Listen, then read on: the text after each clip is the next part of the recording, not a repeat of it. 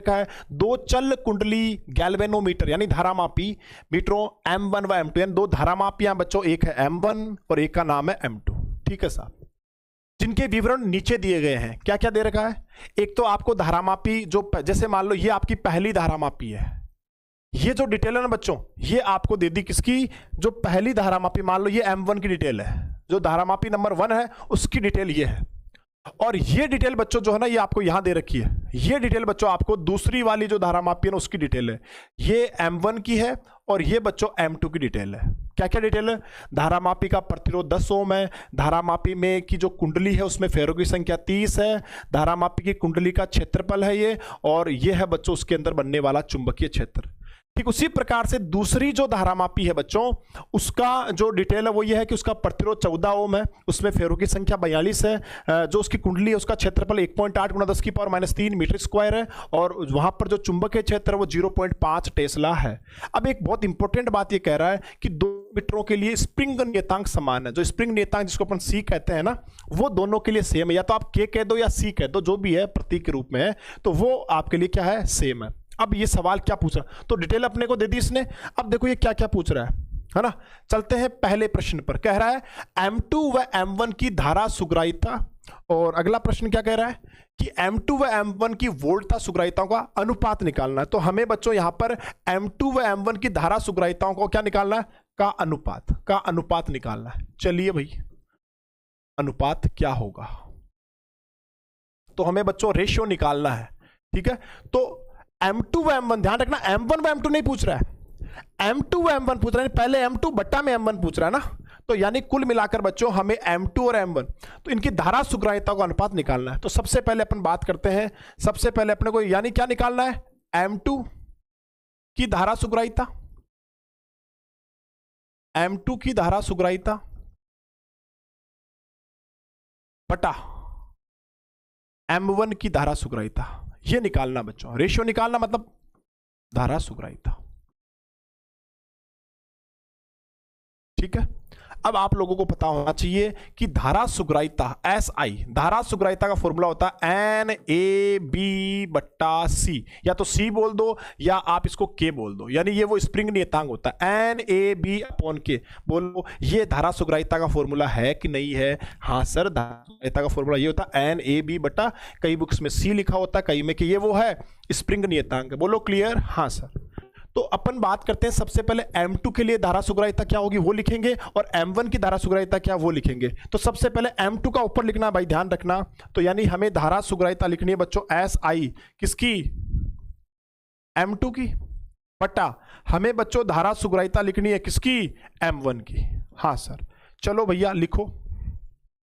तो जवाब है सर, बात करते हैं M2 की, तो उसमें देखो फेरों की संख्या कितनी है? 42, एरिया कितना? 1.8 × 10⁻³ और मैग्नेटिक फील्ड है 0.5। तो लिखते हैं भैया, सारे मान लिखते हैं अपन, है ना। तो सबसे पहले इसकी बात करेंगे, तो इसके लिए हो जाएगा N, देखो दूसरी वाली ऊपर है तो यहां आएगा N2, NAB है ना, N2 A2B2/C। सर ये C2 क्यों नहीं लिख रहे हो? अभी बताता हूं। बटा अगला कौन सा? पहली में क्या लिखोगे?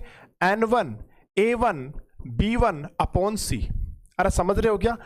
पहली जो दूसरी वाली जो धारामापी है उसकी धारा सुग्राहिता के लिए फॉर्मूला ये होता है NAB/K। तो उसमें तो N की जगह लिखेंगे अपन N2 A2B2, लेकिन इसको हमने C लिखा, और पहली वाली धारामापी में हमने लिख दिया N1 A1B1 और इसको लिखा C। सर इसको C1 C2 क्यों लिखा? क्योंकि सवाल कह रहा है कि दोनों ही धारामापियों के लिए स्प्रिंग नियतांक सेम है, तो ये C कांस्टेंट है बच्चों। तो यहां पर बच्चों C से C कट जाएगा, इसका कोई मतलब नहीं बचेगा। तो कुल मिलाकर बच्चों आपके क्या बच गया?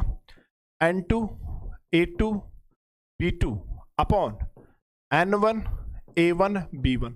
अब कुछ नहीं है बच्चों, केवल मान रखना है और आंसर निकालना, केवल मान रखना है और आंसर निकालना। हाँ सर मान रखिए। तो बात करते हैं बच्चों, अब हमारे सामने आ चुका है, हमें क्या निकालना है सर? SI इसका M2 बटा SI M1, ये हमें निकालना है। ठीक है, तो कितना आया सर? हाँ भाई क्या है सर? N2, तो N2 का मान देखो कितना है? N2 मतलब फेरों की संख्या 42, तो सर N2 की जगह आ गया 42 गुणा, हाँ भाई 42, N2 के बाद में क्या बोलो? A2। तो A2 कितना है सर? A2 है अपना 1.8 × 10⁻³ 1.8 गुणा 10 की पावर -3।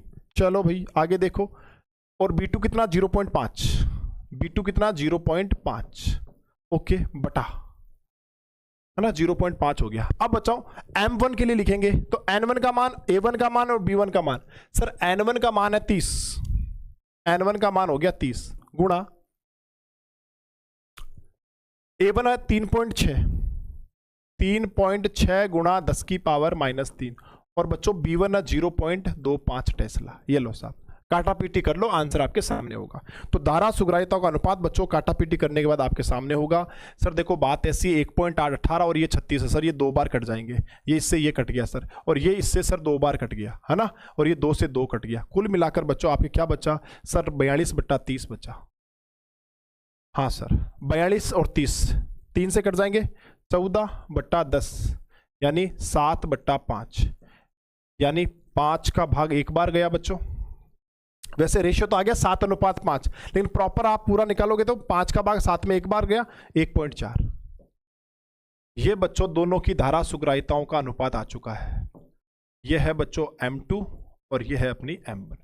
ध्यान रखना M2 व M1, M2/M1 पूछा है, M1/M2 नहीं पूछा, उल्टा कर दोगे वरना आपका आंसर आएगा 5/7। तो ये आपका आंसर आ चुका 1.4, 1:4 नहीं 1/4 आया बच्चों इनका अनुपात, ठीक है। तो ये आपका आंसर होगा 1.4। ये तो हो गया धारा सुग्राहिताओं का अनुपात। आगे बढ़ते हैं अपन सवाल में। अगले सवाल में बच्चों M2 व M1 की वोल्टता सुग्राहिताओं का अनुपात पूछा है। ध्यान दे बच्चों, वोल्टता सुग्राहिता जो होती है उसका फॉर्मूला होगा NAB/C, और साथ में बच्चों R आ गया। क्यों? क्योंकि सर वोल्टता सुग्राहिता होती है धारा सुग्राहिता बट्टा प्रतिरोध, धारा सुग्राहिता बट्टा प्रतिरोध, है ना। वोल्टता सुग्राहिता और धारा सुग्राहिता का ये रिलेशन है बच्चों, ठीक है। तो ये फॉर्मूला होगा अपने वोल्टता सुग्राहिता का। तो अगेन अब ज्यादा आपको दिमाग लगाने की जरूरत नहीं है, सीधा फॉर्मूला लिखो, कंपैरिजन करो। तो यानी सर हमें वोल्टता सुग्राहिता, वोल्टता सुग्राहिता किसकी सर, M2 की, किसकी सर M1 की। फॉर्मूला लिखो, क्या होगा 2 के लिए सर N2A2B2/C/R2। भाई प्रतिरोध आएगा ना, C तो वही रहेगा, दोनों का फिक्स है, हाँ सर, बटा यहां आएगा बच्चों N1A1B1/C/R1। हाँ सर, C से C कट जाएगा बच्चों, दोनों के लिए स्प्रिंग नियतांक तो बराबर है ना, स्प्रिंग नियतांक तो सेम है। अब बच्चों इसी को अपन ऐसे लिख सकते हैं, क्या लिख सकते हैं, इसी को अपन बच्चों ऐसे भी लिख सकते हैं सर, ये ऊपर से देखो N2A2B2/N1A1B1, ठीक है। अब देखो क्या होगा, है ना, ये बट्टा का बट्टा ऊपर चला जाएगा, यानी सर R1 ऊपर रह गया और R2 नीचे आ गया, बस और कुछ नहीं है। Okay sir. अब बच्चों वैसे तो आप N2A2B2 सबके मान रख लो, लेकिन आपको पता है कि N2A2B2/N1A1B1 अभी थोड़ी देर पहले ही आपने निकाला था, देखिए रहा, है ना। तो टाइम ज्यादा खराब नहीं करेंगे, N2A2B2/N1A1B1 ही तो निकाला था, कितना आया था 7/5। तो ना वैसे आप पूरे मान रखे कर लो, बोले आना वो ये 7/5, हाँ सर। और R1 R2 कितना होगा देख लो आप, पहली का प्रतिरोध कितना है सर, पहली वाली का प्रतिरोध है 10 और दूसरी वाली कितना 14, तो 10/14 कितना हुआ 10/14। बोलो क्लियर, हाँ सर। अब काटा पीटी कर लो, है ना। तो सर 5 से ये 2 बार कट गया, 7 से ये 2 बार कट गया, 2 से 2 कट गया, यानी क्या आया 1, यानी इनका रेशियो क्या आया बच्चों 1 आया, यानी 1:1। दोनों की वोल्टता सुग्राहिताएं सेम है, यानी इस सवाल का मतलब ये हुआ बच्चों कि ये जो भी 2 धारा मापिया है इनकी धारा सुग्राहिताएं तो अलग अलग है, उनका रेशियो तो आया 1.4 और वोल्टता सुग्राहिताओं का अनुपात कितना आया 1, ठीक है। तो ये है आपका प्रश्न संख्या 10। बड़े आराम से अगर आपको सूत्र याद है ना, देखो धारा सुग्राहिता का फॉर्मूला तो होता है NAB/C, है ना, और वोल्टता सुग्राहिता का फॉर्मूला होता है NAB/CR, है ना। चाहो तो इसको आप लिख लो SI/R। तो ये अगर आपको याद है तो बड़े आराम से आप इस सवाल को कर सकते हो, बस मान रखने। दूसरा रेशियो पूछा किसका, 1/2 का पूछा या 2/1 का पूछा, वरना उल्टा सवाल हो जाएगा। बोलो क्लियर, ओके। तो ये था बच्चों प्रश्न संख्या 10, जिसमें धारा सुग्राहिताओं का अनुपात आया अपने 1.4 और वोल्टता सुग्राहिता दोनों की सेम आई, इसलिए रेशियो आया 1।